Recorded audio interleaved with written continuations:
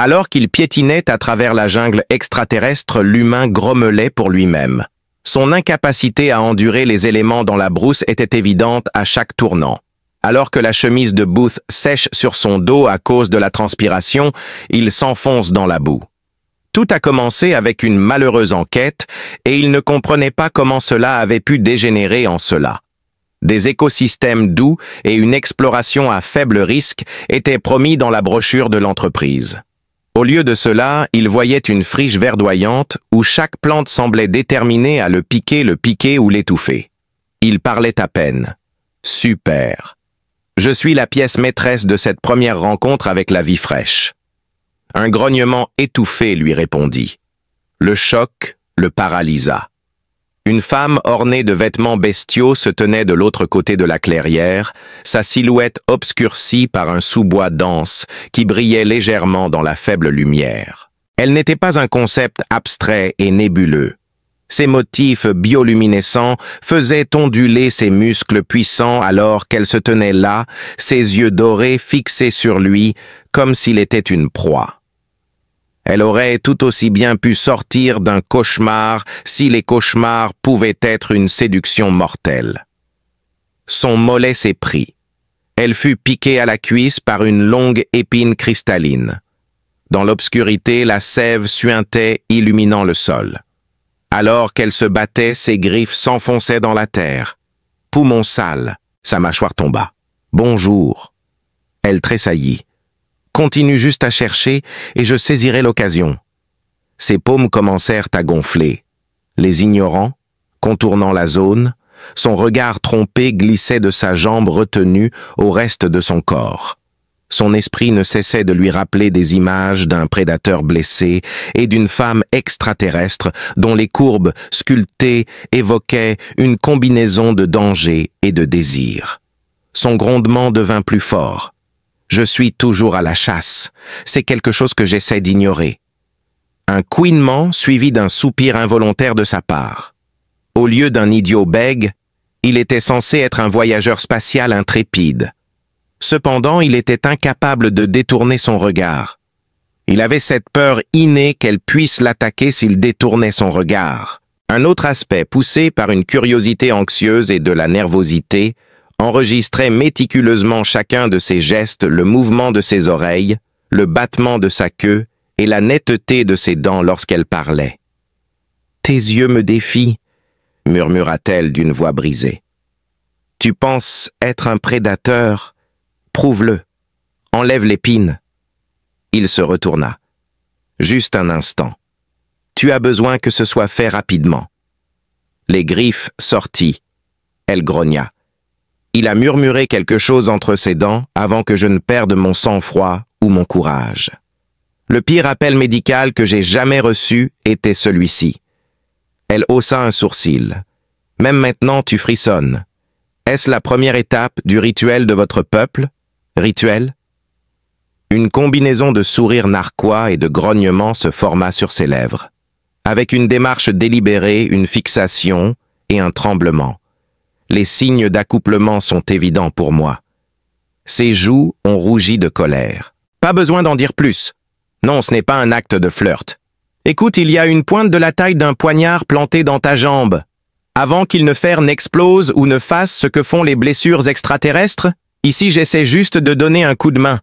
L'épine brillait alors qu'elle changeait de poids. Sa voix devint rauque. N'hésite plus, accroche-toi bien. Enlevez-le grossièrement. À moins qu'elle ne plisse les yeux.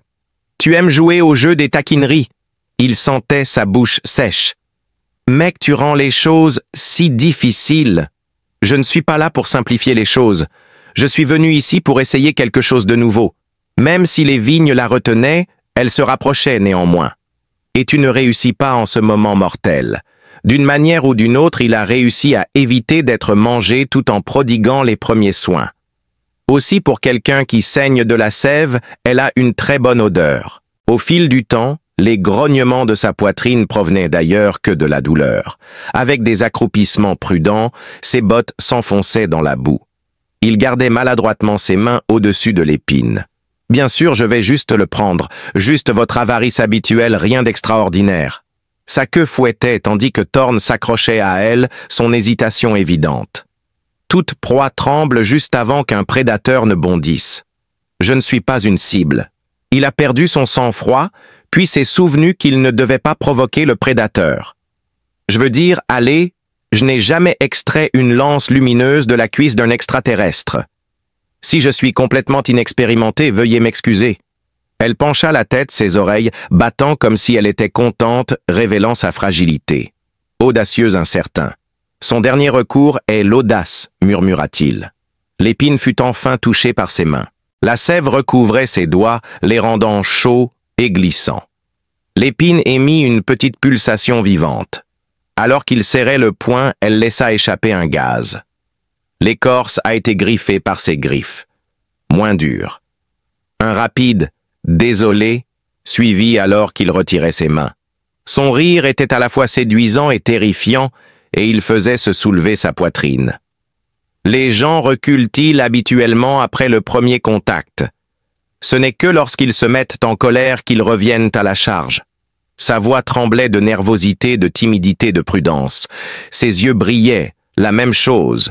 Son son aigu et arqué le figea. Est-ce que ça fait mal? Son sourire s'élargit. Fais-le encore. Son cerveau hurlait presque en bleu. Madame, j'essaie juste de vous empêcher de vous vider de votre sang et j'essaie juste de voir si les humains sont des proies ou des partenaires, ronronna-t-elle.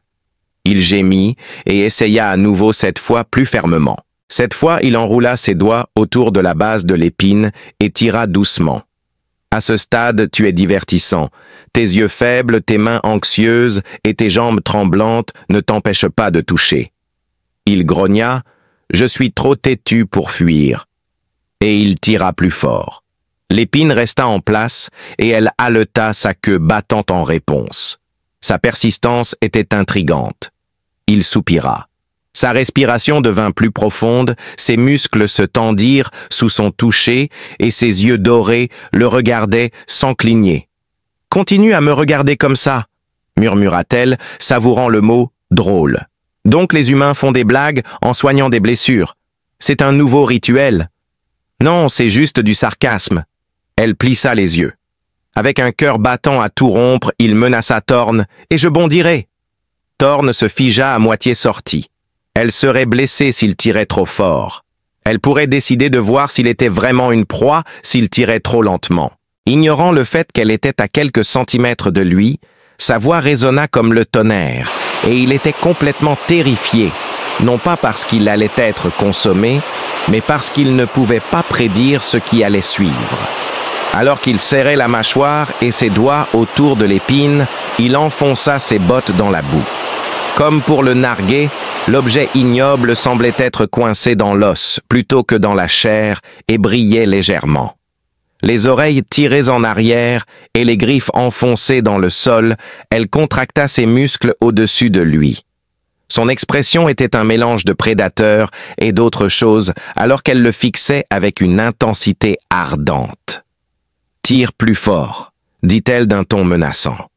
Douloureusement, il recula. Un rire bas et rauque s'échappa de ses lèvres alors qu'elle disait « Tu trembles comme une proie, mais tu touches comme un compagnon. » Lequel es-tu? Aucun des deux. Secouriste. Secouriste amateur.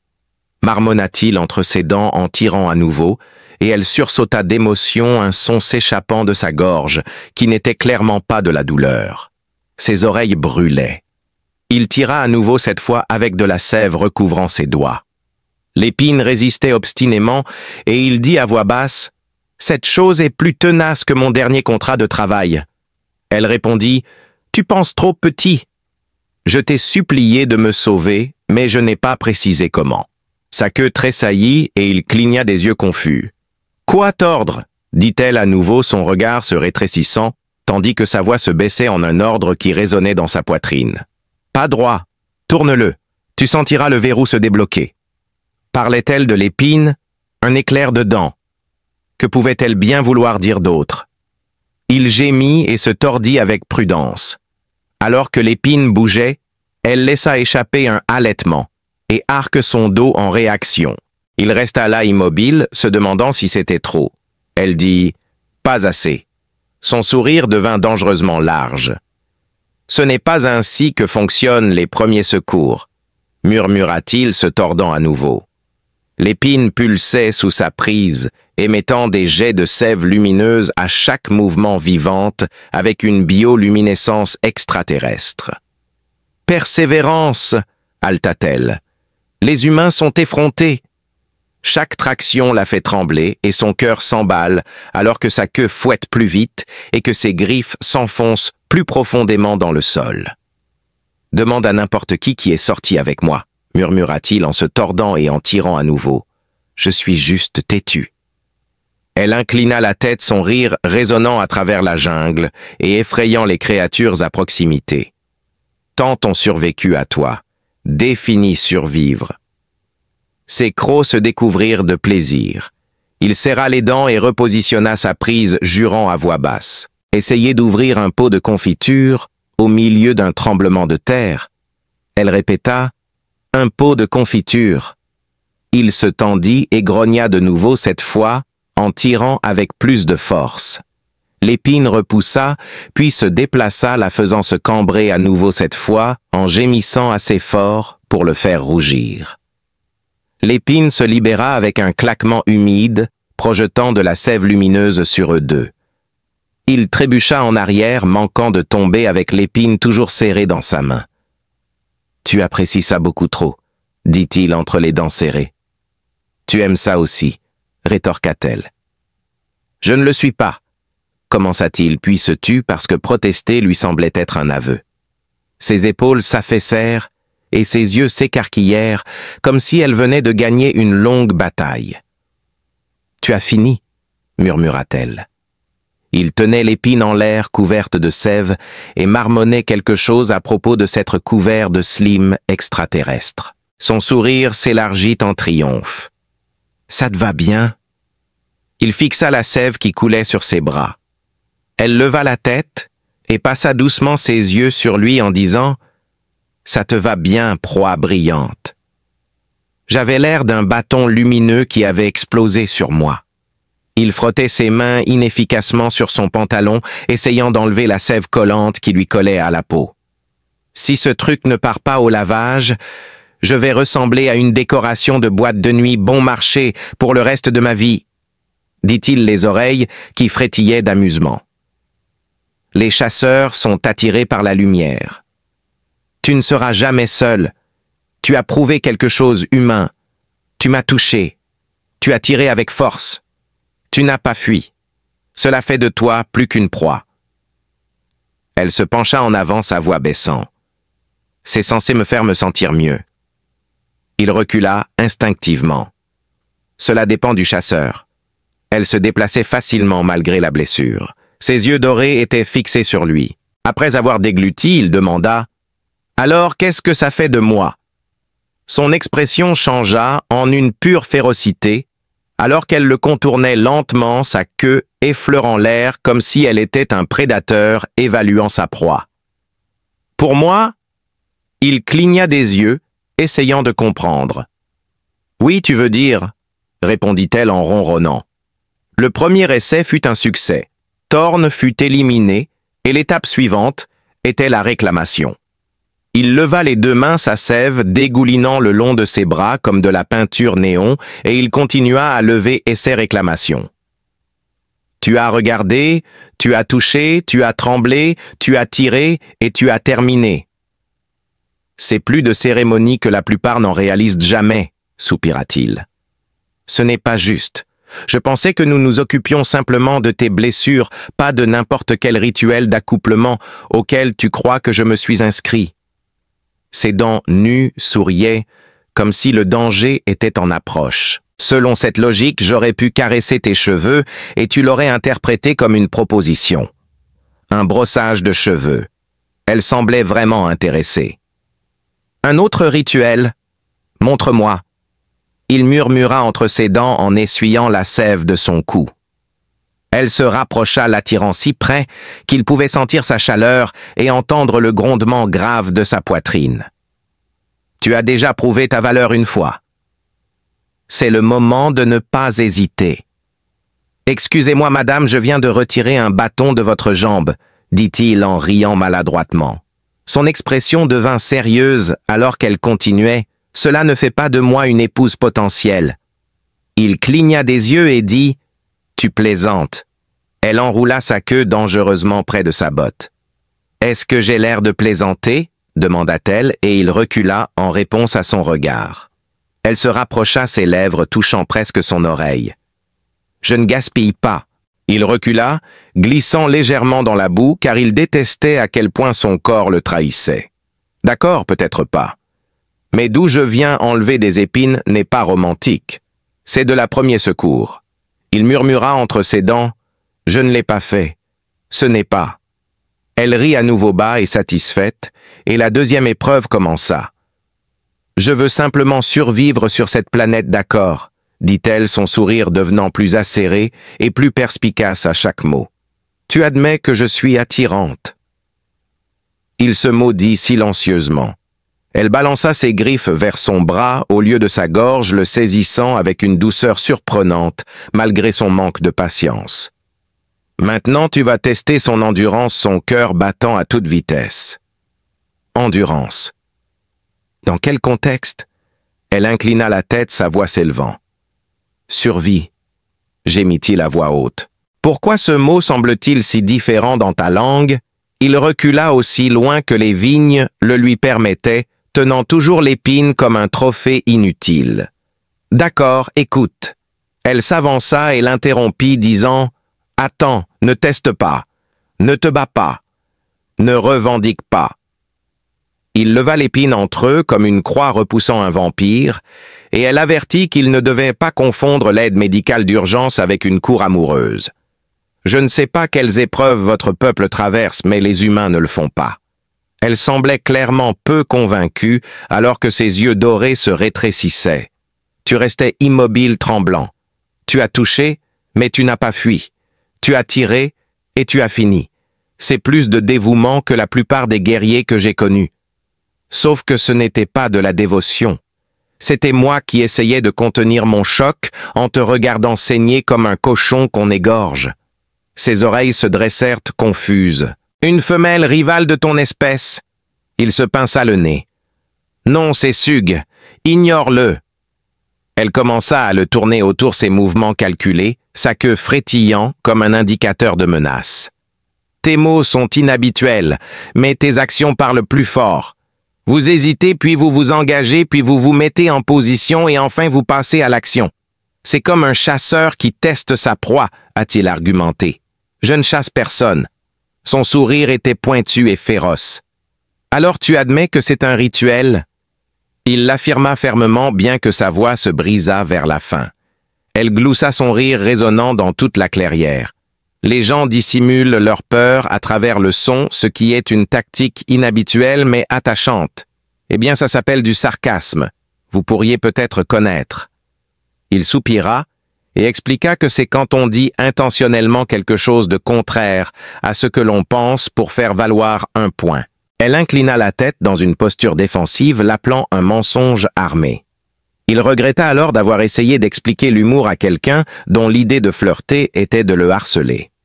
Elle réfléchit un moment avant de sourire largement. « Tu te moques même quand tu es chassé. Intéressant. Mon peuple interprète cela comme une provocation du chasseur. « Super !» dit-elle, sa voix s'éteignant. « Je suis de plus en plus inquiète que ce soit des préliminaires. » Sa queue se rapprocha dangereusement de sa botte, et elle se pencha de sorte que son visage se trouvait à quelques centimètres du sien. Elle gloussa doucement son ton, laissant entrevoir une pointe de danger. « Peut-être que tu n'es pas aussi ignorant que tu en as l'air. » Il prit une profonde inspiration, puis lâcha « D'accord, quelle serait la prochaine étape de ton rituel si les humains jouaient le jeu ?» Elle se corrigea disant « Épreuve, pas rituel, mais épreuve. J'ai insisté et tu as résisté. » Il gémit. « Ça ressemble plus à un match de catch qu'à un rendez-vous. » Elle murmura. « Pareil. » Il cligna des yeux pensant qu'elle plaisantait. Son regard était fixé sur lui. « Non, tu ne plaisantes pas, » dit-elle. Il se prit les tempes en riant. « Bien sûr que non. Elle répéta, « Tu veux de la facilité. » La facilité est ennuyeuse. La facilité, c'est une proie qui se couche et attend la mort.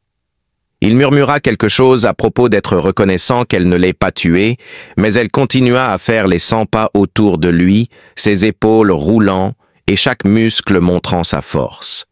Il essaya de ne pas regarder, mais chaque coup d'œil lui donnait l'impression de s'enfoncer davantage dans son piège. À chaque fois qu'il croisait son regard, son sourire s'élargissait.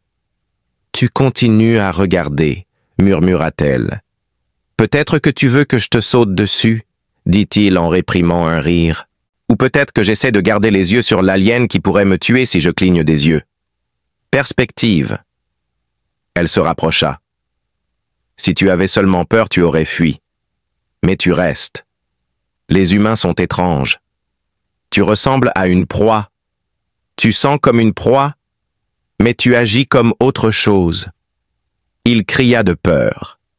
Peut-être parce que les gens ne sont pas contents d'être classés dans des catégories prédéterminées.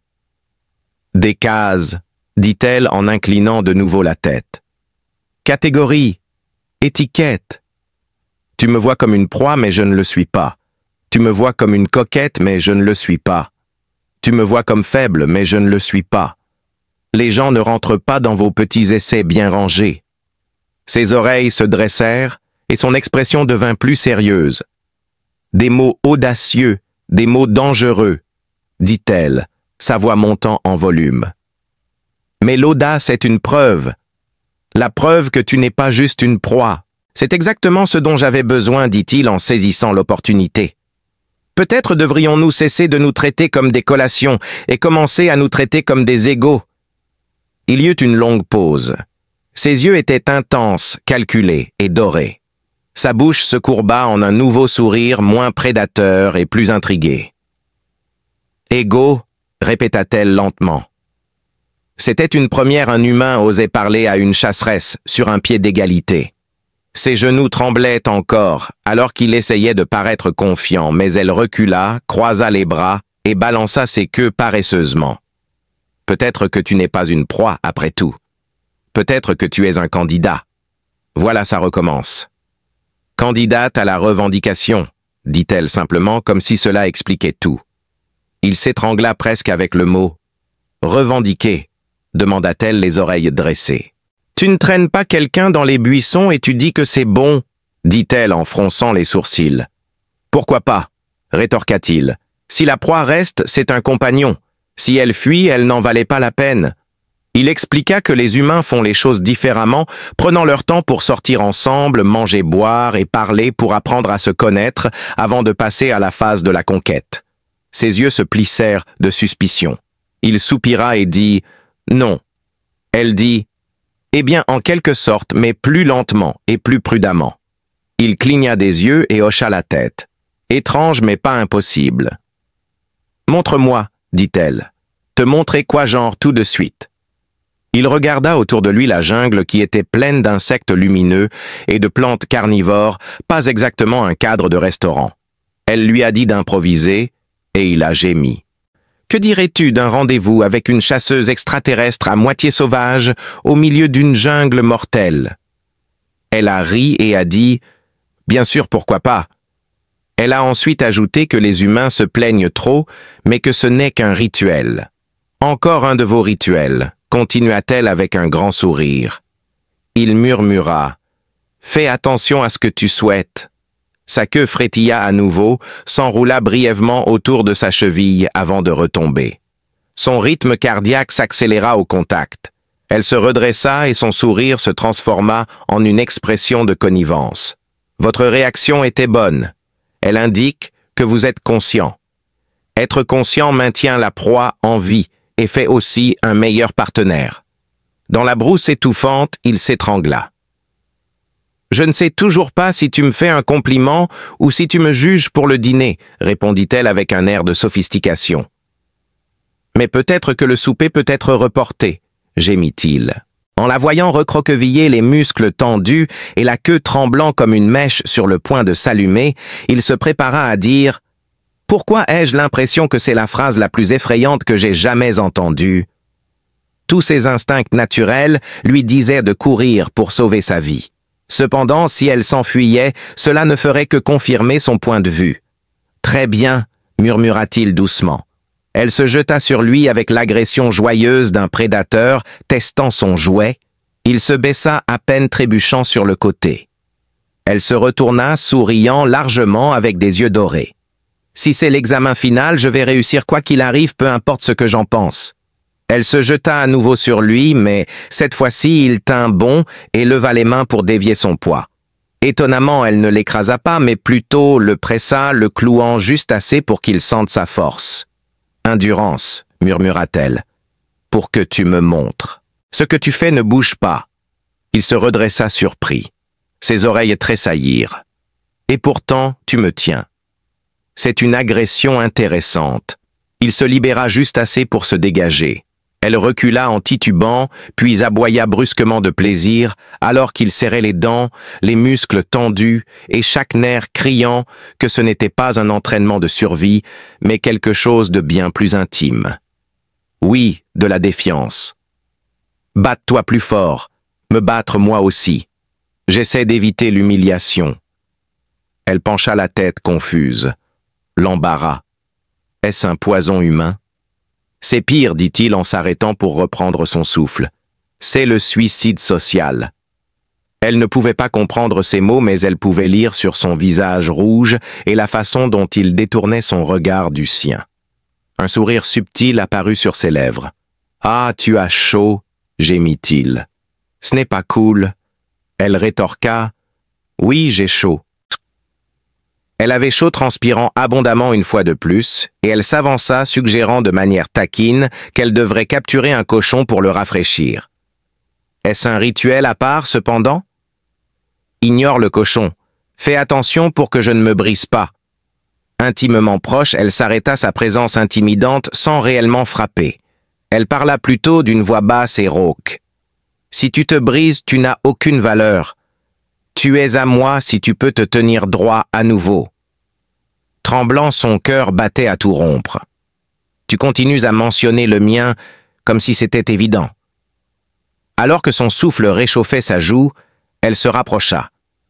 Toujours pas de fuite. Non, tu n'as pas échoué. Continue à bavarder. Par conséquent, tu es à moi. Peut-être, répondit-il, son sourire vacillant. Je deviens simplement plus intransigeant en conséquence. L'obstination, ajouta-t-elle simplement, est une vertu. Les tenaces y arrivent.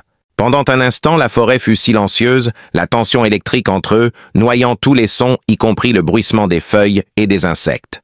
Un mélange de peur et d'excitation le submergea lorsqu'il comprit que ce n'était plus une lutte.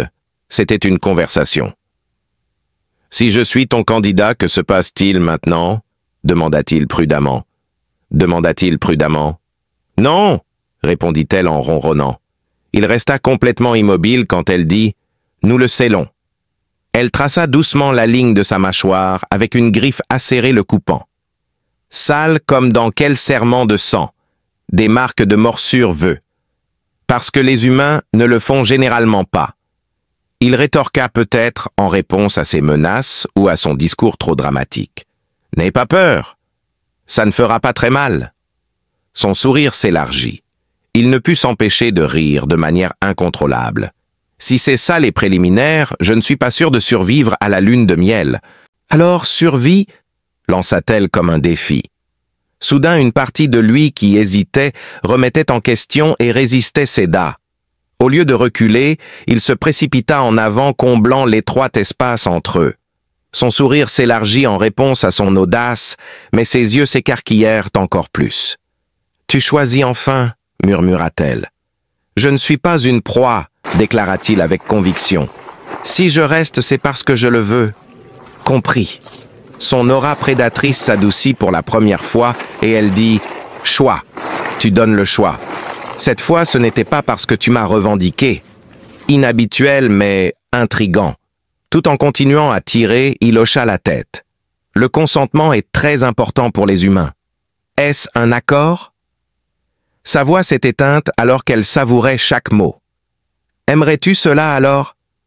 Finalement, il a suffoqué et étouffée. Ouais. Contrairement à toute logique et raison. Ouais. Une fois de plus, une immobilité distincte enveloppa l'espace. Elle ne le chassait pas comme un prédateur. Ce n'était pas comme si elle essayait de le surpasser. Sa seule action était d'observer en considérant sa véracité à la lumière de son intuition. Enfin, elle émit un grognement profond. Assurance plutôt que danger. « Alors tu n'es plus un candidat », murmura-t-elle. « C'est ton destin. » À moitié soulagé, à moitié stupéfait, il tremblait en expirant. « Il semble que le prix soit à moi pour de bon. » Cette fois, ses anneaux se resserrèrent autour de sa jambe et elle le rapprocha suffisamment pour qu'il sente la chaleur de son corps contre le sien. Non, la chance est de mon côté. Pendant la chasse, je suis tombé sur une cible améliorée. Son rire était étouffé. À un niveau supérieur, je n'ai jamais reçu une menace de mort aussi aimable. Ce n'était pas la mort, précisa-t-elle. Vivre ensemble, inhabituel, palpitant, parfois nuisible, mais vibrant. Il murmura quelque chose à propos d'une romance. Elle haussa un sourcil. Avoir une romance. C'est ainsi que les gens l'appellent. Deux individus décidant d'être ensemble et tentant de communiquer efficacement malgré leurs malentendus occasionnels. Moins sauvage et plus curieuse, son sourire s'adoucit. Relation alors est correcte. Un clignement d'yeux échappa à ses lèvres. Tu persévères à cet instant précis. Tu te bats. La décision t'appartient. D'accord. C'est tout. Il céda enfin à un peu de détente, chose qu'il n'avait pas faite depuis leur rencontre. La mort attendait dans la jungle dense. Une terrible moitié sauvage d'elle subsistait. Cependant, elle n'était plus seulement un prédateur sinistre. Elle était extraordinaire. Associée, amie et même épouse. Après tout, je suppose que j'ai bien réussi ton épreuve, il sourit de travers. Un léger ronronnement satisfait s'échappa de ses lèvres. Il grogna. « Tu as réussi et maintenant tu fais partie de la famille. Si je le dis à qui que ce soit, je ne m'en remettrai jamais. » Elle m'a ensuite ordonné de ne pas le révéler. Nous ne devrions le dire à personne. La quête que nous menons dans nos ombres. Un léger tremblement se produisit sur ses lèvres. Sur cette planète, nous appellerions cela de la proximité. Ses yeux dorés brillaient d'un sourire à la fois espiègle et sauvage, et elle se pencha plus près. Humain, ou comme tu veux l'appeler. Même maintenant, je te considérerai comme mien.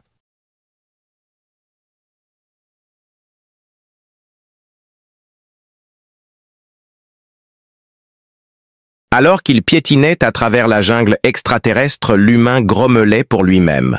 Son incapacité à endurer les éléments dans la brousse était évidente à chaque tournant. Alors que la chemise de Booth sèche sur son dos à cause de la transpiration, il s'enfonce dans la boue. Tout a commencé avec une malheureuse enquête et il ne comprenait pas comment cela avait pu dégénérer en cela. Des écosystèmes doux et une exploration à faible risque étaient promis dans la brochure de l'entreprise. Au lieu de cela, il voyait une friche verdoyante où chaque plante semblait déterminée à le piquer ou l'étouffer. Il parlait à peine. Super. Je suis la pièce maîtresse de cette première rencontre avec la vie fraîche. Un grognement étouffé lui répondit. Le choc le paralysa. Une femme ornée de vêtements bestiaux se tenait de l'autre côté de la clairière, sa silhouette obscurcie par un sous-bois dense qui brillait légèrement dans la faible lumière. Elle n'était pas un concept abstrait et nébuleux. Ses motifs bioluminescents faisaient onduler ses muscles puissants alors qu'elle se tenait là, ses yeux dorés fixés sur lui, comme s'il était une proie. Elle aurait tout aussi bien pu sortir d'un cauchemar si les cauchemars pouvaient être une séduction mortelle. Son mollet s'éprit. Elle fut piquée à la cuisse par une longue épine cristalline. Dans l'obscurité, la sève suintait, illuminant le sol. Alors qu'elle se battait, ses griffes s'enfonçaient dans la terre. Poumon sale, sa mâchoire tomba. « Bonjour !» Elle tressaillit. Continue juste à chercher et je saisirai l'occasion. Ses paumes commencèrent à gonfler. Les ignorant, contournant la zone, son regard trompé glissait de sa jambe retenue au reste de son corps. Son esprit ne cessait de lui rappeler des images d'un prédateur blessé et d'une femme extraterrestre dont les courbes sculptées évoquaient une combinaison de danger et de désir. Son grondement devint plus fort. Je suis toujours à la chasse. C'est quelque chose que j'essaie d'ignorer. Un couinement suivi d'un soupir involontaire de sa part. Au lieu d'un idiot bègue, il était censé être un voyageur spatial intrépide. Cependant, il était incapable de détourner son regard. Il avait cette peur innée qu'elle puisse l'attaquer s'il détournait son regard. Un autre aspect, poussé par une curiosité anxieuse et de la nervosité, enregistrait méticuleusement chacun de ses gestes, le mouvement de ses oreilles, le battement de sa queue et la netteté de ses dents lorsqu'elle parlait. « Tes yeux me défient », murmura-t-elle d'une voix brisée. « Tu penses être un prédateur ? Prouve-le. Enlève l'épine. » Il se retourna. « Juste un instant. Tu as besoin que ce soit fait rapidement. » Les griffes sortit. Elle grogna. Il a murmuré quelque chose entre ses dents avant que je ne perde mon sang-froid ou mon courage. Le pire appel médical que j'ai jamais reçu était celui-ci. Elle haussa un sourcil. « Même maintenant, tu frissonnes. Est-ce la première étape du rituel de votre peuple ? Rituel ?» Une combinaison de sourires narquois et de grognements se forma sur ses lèvres, avec une démarche délibérée, une fixation et un tremblement.